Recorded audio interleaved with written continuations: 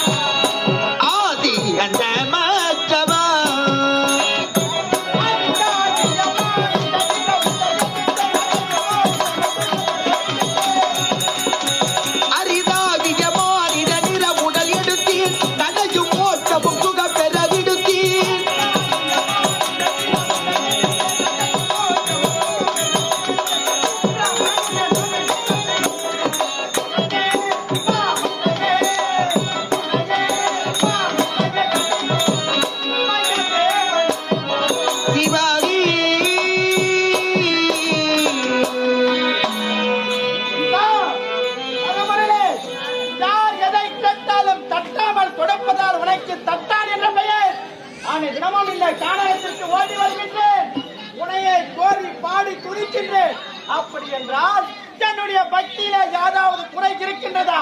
அப்படி என்றால் என்னுடைய பக்தி அதிகரிக்க வேண்டும் என்றால் பாடி அழைத்து நேரிலே காட்சியினை கொடுக்கவில்லை.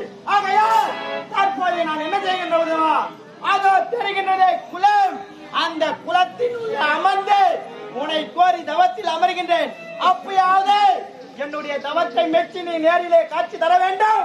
எனக்கு அரிய பெரிய வரமதை கொடுக்க வேண்டும். அப்படி இருக்கு அதோ தெரிகின்றதே குலம். அந்த குலத்தில் இறங்க வேண்டும் என்றால் ஒரு பாமர மக்கள் ஓடி வருவார்கள், குலத்தை அசுத்தம் செய்து விடுவார்கள். ஆகையால் என்ன செய்ய வேண்டும் தெரியுமா? குலத்தின் வாயற்படியிலே என்ன செய்ய வேண்டும்?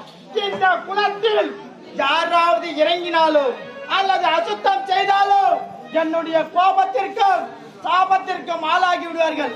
அப்பேற்பட்ட அறிவிப்பு பலகனை எழுதி வைத்து விட்டு பின்பு இந்த குலத்தினுள் அமர வேண்டும். அப்படியாகட்டும்.